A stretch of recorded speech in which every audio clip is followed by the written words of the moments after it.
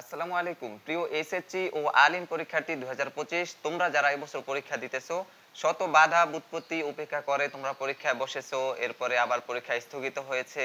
পরীক্ষা আবার নিয়েছে অর্থাৎ তোমাদের এই যে পরীক্ষার একটা সিস্টেম এবছর যেটা তোমরা দেখছো বা ফেস করছো এটা অতীতের কোনো ব্যাচের সাথে এটা হয় নাই যেটা তোমাদের সাথে হয়েছে দীর্ঘ 3 মাস পর্যন্ত তোমরা পরীক্ষা দিতেছো অবশেষে আগামীকালকের পরীক্ষার মাধ্যমে তোমরা এই 2025 সালের পরীক্ষা শেষ করতে যাচ্ছো এখন প্রত্যেকটা শিক্ষার্থীর মাথায় একটাই টেনশন যে তোমাদের রেজাল্টটা কবে দিবে বা রেজাল্ট কবে প্রকাশ করতে পারে এটা জানার অনেক আগ্রহ নিয়ে বসে আছো তোমরা জানো যে তোমাদের খাতাগুলো ইতিমধ্যে বোর্ড কর্তৃপক্ষের কাছে পৌঁছে গেছে এরপরে বোর্ড থেকে আবার তোমাদের এই খাতাগুলো যে টিচার দিয়ে দেখানো হবে তাদের কাছে পৌঁছে দেওয়া হয়েছে এরপরে তোমাদের বাংলা ইংরেজি খাতাগুলো ম্যাক্সিমাম খাতা তোমাদের এখন প্রায় দেখারও মাঝামাঝি পর্যায়ে আছে যেটা কিনা আগামী 1 মাস বা 2 মাসের মধ্যেই পাবলিশ করা হবে তো দেখো সাধারণত এই আলিম পরীক্ষা বা এসএসসি পরীক্ষার রেজাল্টটা পরীক্ষার যেদিন শেষ হয় ওই তারিখ থেকে আগামী 2 মাসের মধ্যেই পাবলিশ করে যেটা বিগত বছরগুলোতে আমরা দেখে আসছি এরপরে তোমরা দেখছো এবছর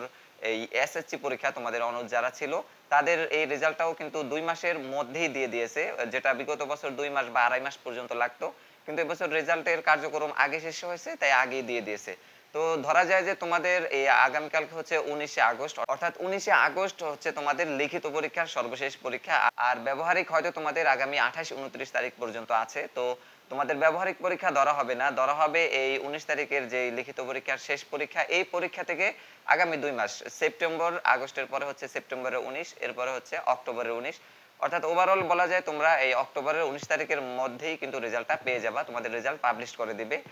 আর যেটা এর আগেও দিয়ে দিতে পারে যেটা তোমরা জানো বিগত বছরগুলোতে আড়াই মাস 3 মাসও লাগতো রেজাল্ট পাবলিশ করতে কিন্তু এবছর এসএসসি রেজাল্ট আগেই কার্যক্রম শেষ হয়ে গেছে এজন্য তারা আগেই পাবলিশ করছে তো তোমাদের খাতাগুলো যেহেতু দেখা হচ্ছে বা প্রায় মাঝামাঝি পর্যায়ে আছে যেই পরীক্ষাগুলো তোমরা প্রথমে দিয়েছো এবার জানো যে তোমাদের এত লং টাইম হইতো না তোমরা ওই প্রথমে যেই পরীক্ষাগুলো স্থগিত রাখা হয়েছিল সেগুলো আবার 10 দিন বা 5 7 দিন পরে কিন্তু নেওয়া হয়েছে মানে তোমাদের সব পরীক্ষা শেষ এরপরে আবার 5 7 দিন পরে এই পরীক্ষাগুলো নেওয়া হয়েছে এই জন্য তোমাদের পরীক্ষাটা অনেক লং টাইম চলতেছে তো প্রথমে যে পরীক্ষাগুলো দিয়েছো সেগুলোর খাতা কিন্তু অলরেডি দেখতেছে বোর্ড কর্তৃপক্ষ থেকে যে শিক্ষকরা দেখতেছে খাতাগুলো সেগুলো শেষ হয়ে যাবে আস্তে আস্তে বা অতি তাড়াতাড়ি যদি শেষ হয়ে যায় সকল কার্যক্রম যদি তারা শেষ করতে পারে 2 মাসের আগেই তাহলে ধরা যায় যে এবছর রেজাল্টটা 2 মাসের আগেও প্রকাশ করতে পারে তো শিক্ষার্থীরা এই রেজাল্ট কার্যক্রম সবকিছু হচ্ছে বোর্ড কর্তৃপক্ষ থেকে যে শিক্ষকদের কাছে খাতা দেওয়া হয় তাদের কাছে এবং তারা যত দ্রুত সম্ভব খাতাগুলোকে বোর্ডে প্রেরণ করতে পারবে অর্থাৎ